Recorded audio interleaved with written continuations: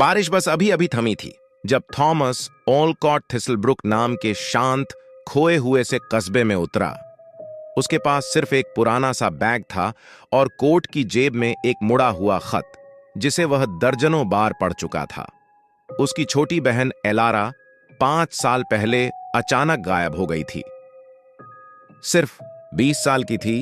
वह बोस्टन में उनके फ्लैट से निकली थी, हंसते हुए हाथ हिलाया और कहा था, बाद में कॉल करती हूं। कॉल कभी नहीं आई। फोन बंद, सोशल मीडिया बंद और उसकी हंसी अब सिर्फ यादों में कैद। पिछले हफ्ते एक चिट्ठी आई, बिना पते के, केवल उसका नाम लिखा था, वही पुरानी लिखावट में। अंदर लिखा था, अगर सच्चाई जानना चाहते हो तो थिसलब्रुक आओ। ऐश लेन के उस घर के बारे में पूछना।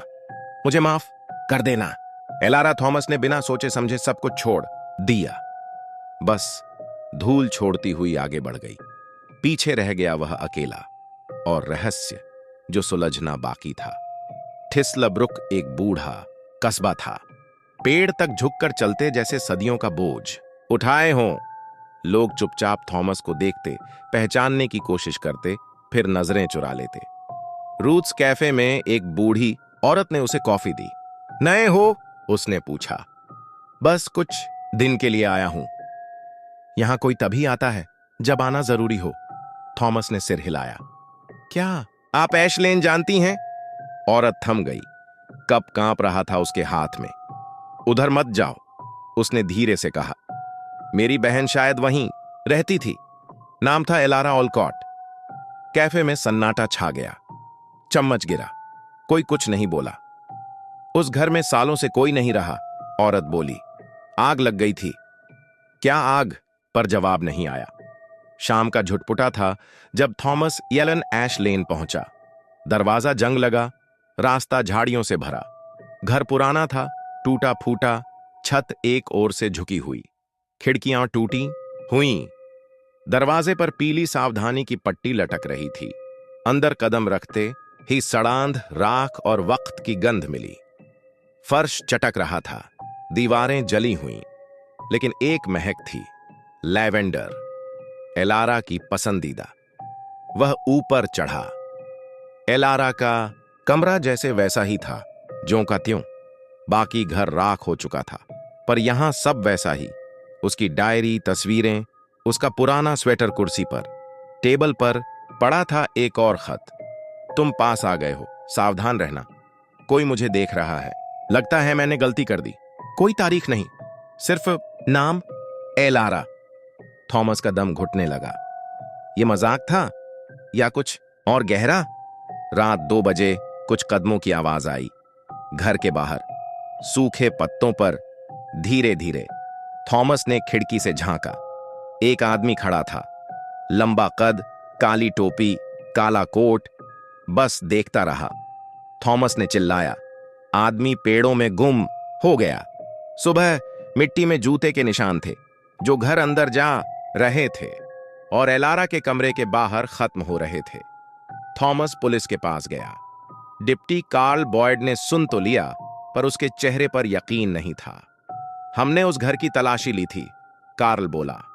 एलारा अब इस दुनिया में नहीं है। उसका खत मिला है पिछले हफ्ते। थॉमस चीखा। कार्ल ने कुछ नहीं कहा, बस जाते जाते फुसफुसाया, जंगल में मत जाना, खासकर रात को। लोगों में एक कहानी थी, व्हिस्पर ट्री की। जंगल के बीचों बीच एक पेड़, मोटी जड़ों वाला, रहस्यमय। उसके नीचे जो गया, लौटकर हमेशा नहीं आया। थॉमस ने एलारा की डायरी से एक नक्शा पढ़ा और भोर होते ही पेड़ की ओर चल पड़ा। वह पेड़ वैसा ही था, डरावना, चुप पर जिंदा। नीचे जमीन पर एक घेरा था, मोमबत्तियां, आईना और एक पुराना टेप रिकॉर्डर। उसने प्ले किया। अगर तुम ये सुन रहे हो थॉमस, तो माफ कर दो। मैंने सोचा था ये सिर्फ एक खेल है, एक पूजा। पर कुछ आया और उसने आवाज बंद। फिर एक फुसफुसाहट। वो धुएं में चलता है, तुम्हारा चेहरा पहनता है। थॉमस ने रिकॉर्डर गिरा दिया। हवा का तेज झोंका आया और मोमबत्तियां खुद ब खुद जल उठीं। वो भाग गया। घर लौटकर थॉमस ने छान मारा। अटारी में पुराने ट्रंक के पीछे एक छुपा दरवाजा मिला।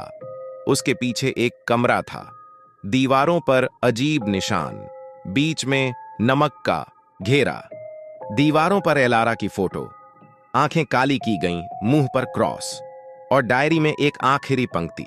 उसने कहा था वो मुझे भविष्य दिखाएगा, पर मैंने दरवाजा ज्यादा खोल दिया। अब वो इस ओर आ गया है और अब वो तुम्हारा चेहरा पहनता है। थॉमस कांपने लगा। पन्ना पलटा, एक चित्र, उसी का चेहरा, पर आंखें खाली। वो पीछे मुड़ा और आईने में देखा। आईना मुस्कुरा रहा था, पर वो मुस्कान उसकी नहीं थी। रात को थॉमस ने फिर पुलिस को बुलाया, डिप्टी कार लाया। वो जिंदा है, मैंने उसकी आवाज सुनी, आईने में देखा कुछ। कार्ल थक गया था। एलारा एक ग्रुप का हिस्सा थी, उसने कहा। कुछ स्थानीय लोग आत्माओं से बात करने की कोशिश करते थे। वह रुका।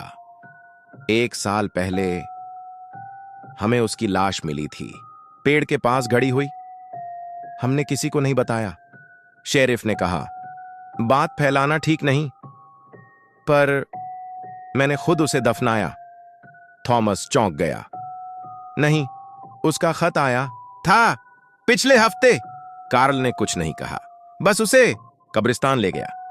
एक कब्र थी, एलारा ऑलकॉट, 1977-2020 फूल रखे थे, ताजे, और एक नोट, उसकी लिखावट में, उसका पीछा मत करना, अब वो तुम्हारा चेहरा पहन चुका है।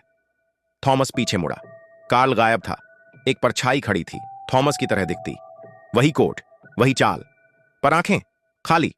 आज बोस्टन में थॉमस रहता है, पर वो थॉमस नहीं है। वही चेहरा, वही आवाज, पर अंदर कुछ नहीं। रातों में वो चिट्ठियां लिखता है, अनजानों के नाम, ठीक वैसे ही जैसे एलारा ने किया था, क्योंकि शीशे के पीछे बैठा असली थॉमस बस देख रहा है कैसे कोई और उसकी जिंदगी जी रहा है।